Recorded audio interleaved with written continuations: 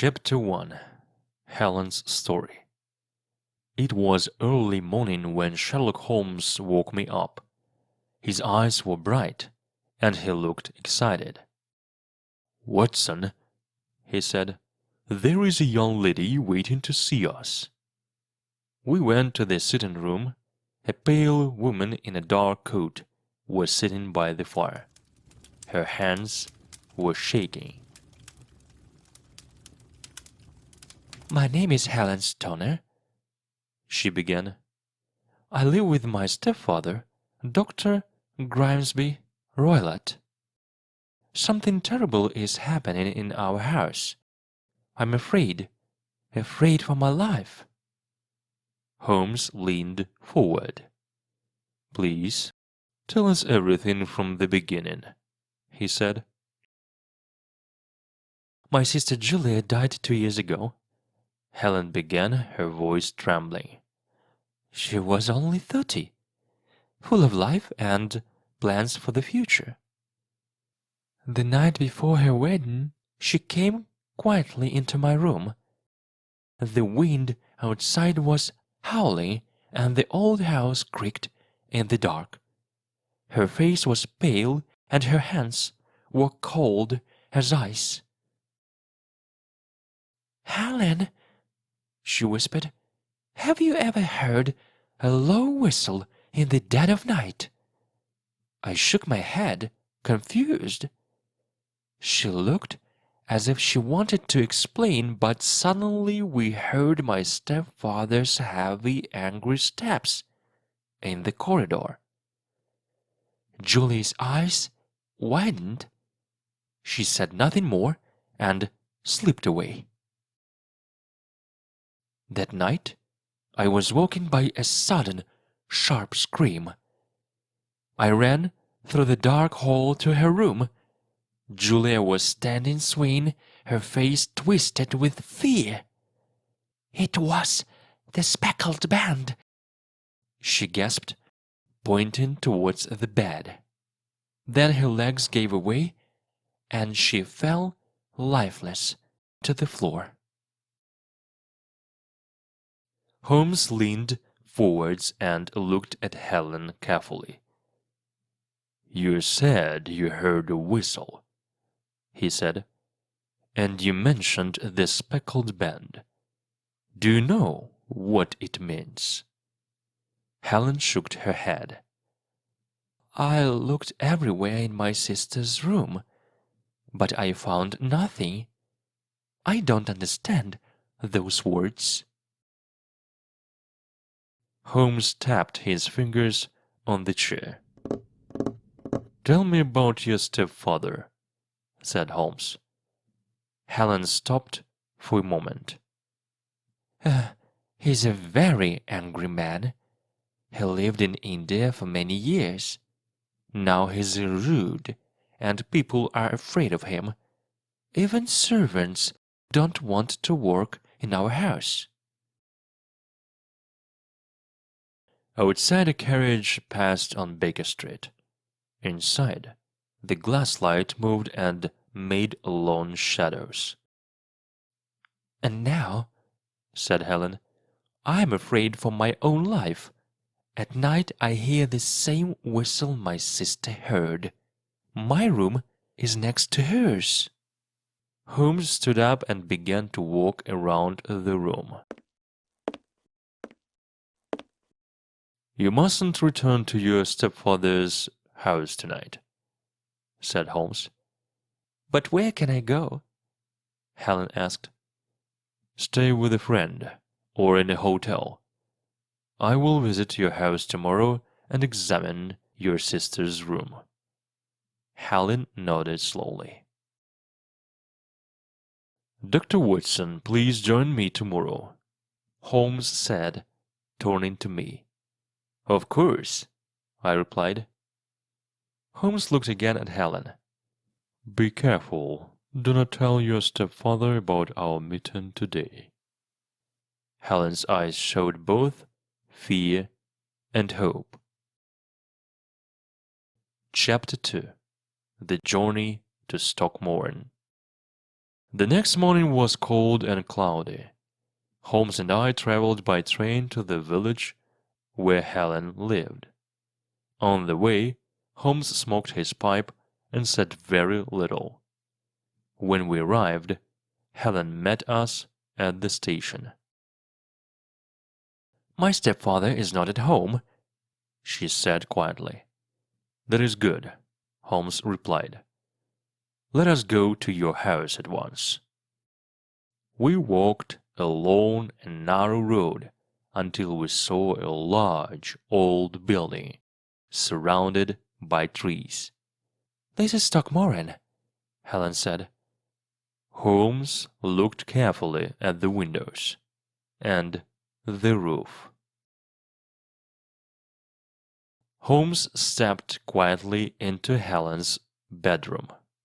The room was small and simple, with a low ceiling and one narrow window. A faint smell of dust hung in the air, and the pale morning light made the walls look cold. The bed stood near the wall, with its head under a strange rope that hung from the ceiling. Holmes' eyes moved quickly from one object to another, as if he wanted to remember every detail.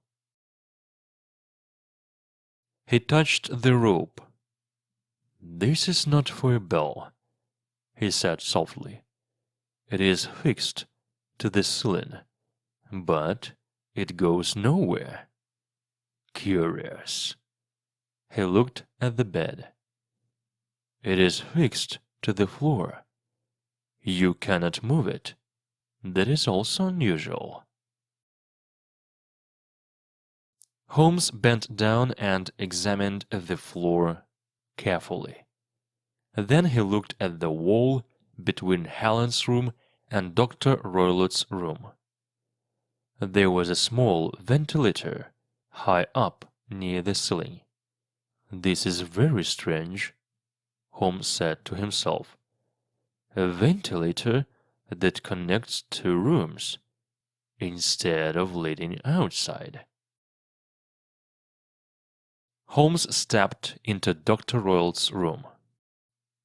It was larger and darker than Helen's. Heavy curtains blocked most of the daylight, and the air smelled of strange chemicals. A large iron safe stood in one corner, and beside it was a wooden chair.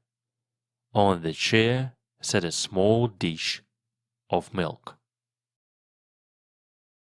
"A dish of milk, but no cat," Holmes whispered. "This is becoming more interesting." He examined the safe. It was locked. Holmes knocked on it lightly, then moved to the table. On the table lay a strange collection of medical equipment and a small dog whip. "I think I understand," Holmes said quietly. "But we must wait until night, to be sure." That evening, Holmes, Watson, and Helen moved quietly into her bedroom. Holmes asked Helen to go to her aunt's house for the night. He and Watson stayed behind, hidden in the dark. The room was silent, except for the sound of the rain outside. They placed their chairs against the wall, near the bed, and waited. Holmes had brought his stick and a box of matches. Hours passed slowly. Watson felt his eyes growing heavy, but Holmes sat still, alert like a hunting cat. Suddenly, in the silence, they heard a soft sound, a low, continuous hiss. "Do you hear it, Watson?" Holmes whispered.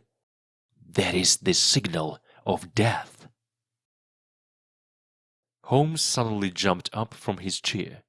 He lit a match quickly and struck at the bell rope with his stick. In the light, Watson saw something strange. A thin, snake-like creature slid quickly back through the hole above the bed. "It's a swamp adder! The deadliest snake in India!" cried Holmes. He slammed the door of the small vent shut. "Now it cannot escape." From the other room came a sudden terrible scream. It was loud, full of pain and fear. Then everything went silent. Holmes ran quickly into Dr. Roylott's room. Watson followed close behind him. On the chair sat Dr. Roylott. His eyes were wide open. His face was twisted in pain. Around his head was the terrible snake. The swamp adder had turned against its master. The deadly poison worked fast. Dr. Roylott was already dead. Holmes took a long breath. "He trained the snake to move through the vent," he explained. "He wanted to kill Helen, just as he killed her sister before." Holmes turned to Helen and spoke calmly. "This was a very clever and very cruel plan," he said. "Your stepfather wanted to keep control of your money. If you married, the money would go to you, and he would lose it. So he decided to kill you, just as he killed your sister Julia 2 years ago. He trained the swamp adder, the most dangerous snake in India. Every night he sent it through the ventilator into your room. It moved along the rope and came down onto your bed. When it bit, the victim died quickly and silently. There was almost no sign of poison. That is why Julia's death was a mystery. But last night I was ready. When I saw the snake, I hit it with my stick. It turned back in anger and attacked Dr. Roylott instead."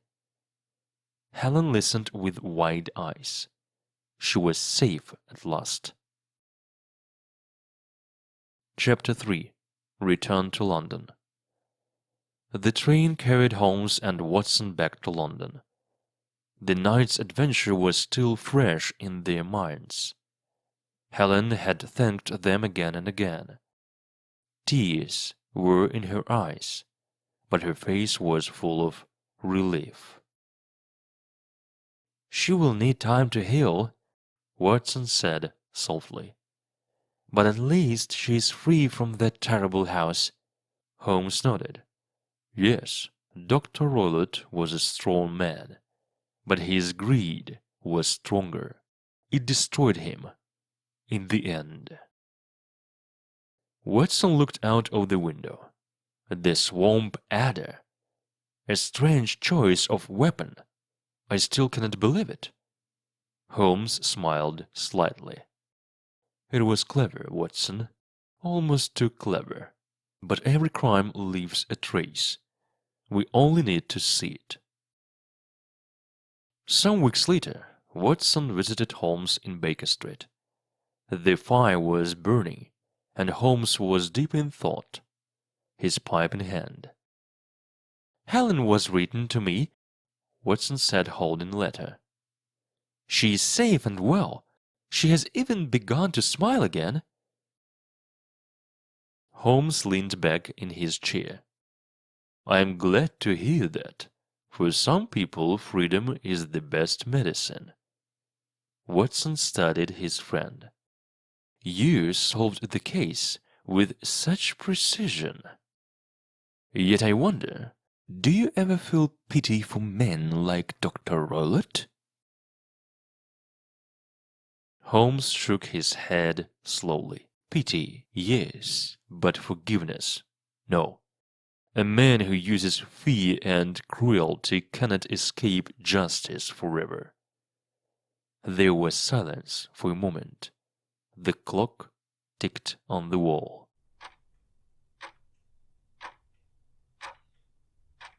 "This world is full of strange stories, Watson," Holmes continued. "Some are solved by reason, others by chance. But in the end, truth always finds a way." Watson smiled. "And I am glad to walk that path with you, Holmes." Holmes lit a match and drew on his pipe. The smoke drifted into the air, and a quiet satisfaction filled the room.